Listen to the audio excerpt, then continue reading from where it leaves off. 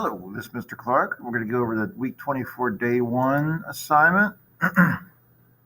So I'm going to go over a few problems and then you can do the rest on your own.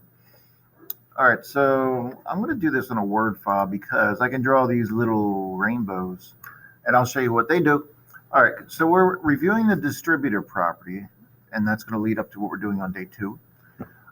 So now you have this -6 on the outside of the parentheses. So that means you're going to multiply -6 times a and -6 times 8.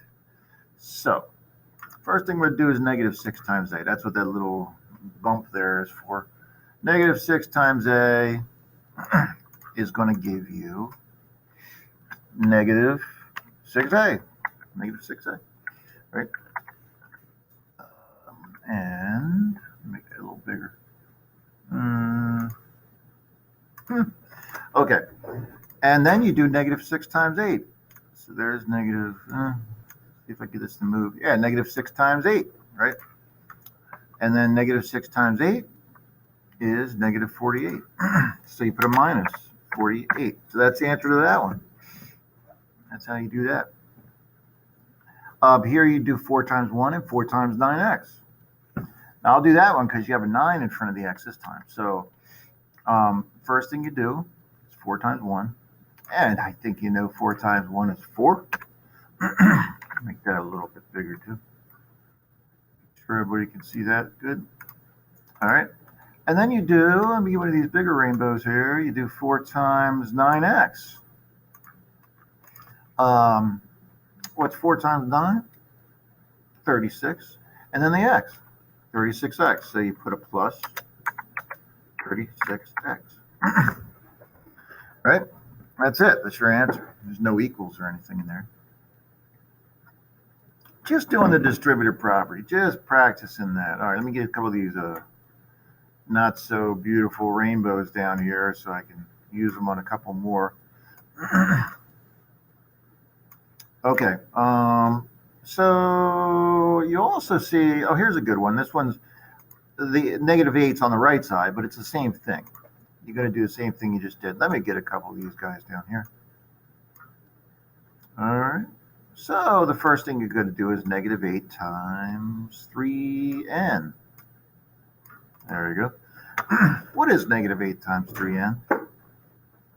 -8 times 3n? Or that's -3n, right? Because there's a minus in front of it. You got double negative here. That becomes positive, right? So -8 times -3n is positive 24. 24n. Don't forget to put that n in there because there's an n after that 3. All right. So, and then you have to also do -8 times -4. All right. And what is -8 times -4? Well, negative times negative is a positive. 8 times 4, 32. So 32. I guess that's how you do that one. Let me see if there's anything different in here we need to go over.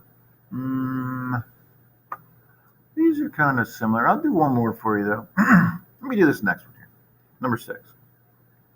All right, let me get my bumpy rainbows down here. Okay.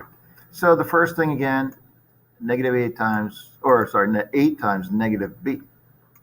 Now that negative is attached to that b, so that's going to come into play too. So you got a positive times a negative. That's going to always be a negative. And you can think of this as -1b, right? If there's nothing there in front of the b, it's 1b. So -1b. What's -8, or what's 8 times -1? It's -8, like I just said accidentally. -8b, right? You got to put that b in there.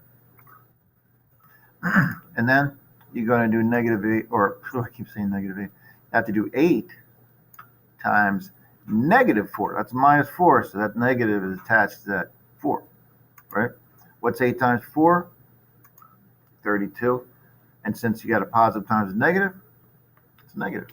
So 8 times -4 is -32.